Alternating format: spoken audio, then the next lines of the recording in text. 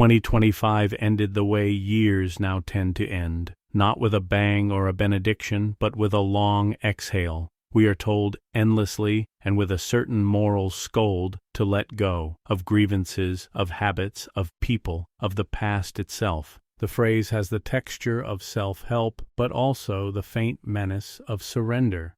Letting go, in the popular telling, is a soft capitulation, hands raised, spine bent, history erased. But there is a more adult, more useful verb waiting in the wings. Regulation. You don't give up, you regulate, you parse. You behave like a sailor who knows that storms are not arguments to be won, but conditions to be read. Climate changes, norms mutate, power shifts. The intelligent response is not denial or despair, but calibration, small, precise adjustments that keep the vessel moving towards something resembling joy.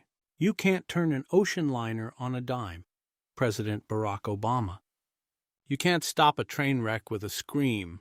Mind chimes, Carl Simony. This is not stoicism, it is craftsmanship. What then are we releasing as the calendar turns? Not theatrically, not performatively, but with intention. First, the fantasy of moral purity. The last year has been thick with litmus tests and loyalty oaths, a culture convinced that righteousness is brittle and must be defended by shattering others. Letting this go does not mean abandoning values. It means abandoning the childish belief that values require perfection to survive. A healthier world is built by people who are ethically serious and emotionally supple, capable of holding contradiction without combusting. Regulation here looks like curiosity replacing condemnation, listening as an act of strength rather than concession. Second, the tyranny of outrage as a substitute for action. Outrage has its place. It is the smoke that tells us a fire exists, but too often we have mistaken the smoke for the work. The new year demands fewer viral condemnations and more local repairs. School boards attended, libraries defended, unions supported, neighbors fed. The world does not improve because we are loudly correct. It improves because we are stubbornly useful. Third, the notion that joy is indulgent or unserious. This may be the most corrosive lie of the era. Joy is not a retreat from responsibility. It is fuel. Movements that cannot laugh, love, or rest eventually rot into dogma.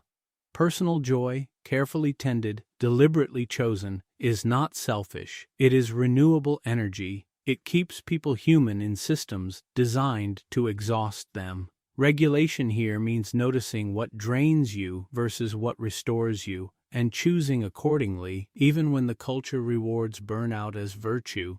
There are practical ways forward, modest but potent. Consume less noise and more depth, fewer algorithmic panics, more long-form thinking. Invest in institutions that outlive moods, public schools, local journalism, mutual aid networks. Practice slow citizenship, voting, yes, but also mentoring, teaching, showing up consistently rather than spectacularly. Speak with precision, act with patience, refuse the false urgency that demands instant reaction at the expense of considered response. Most of all, let go of the idea that the world is repaired in grand gestures. History suggests otherwise. It bends because enough people in enough places make small, sane adjustments toward decency. They regulate, they parse, they adapt without surrendering their North Star. The new year does not require reinvention, it requires alignment. Move toward personal joy, not as escape,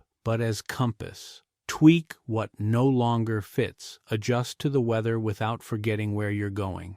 The work ahead is not to become someone else, but to become more precisely yourself, in service of a world that badly needs fewer slogans and more steady hands. Thanks for reading, and let's live 2026 a more demanding, more focused, and more joyous. Remember, the best revenge is living well. Don't give that up.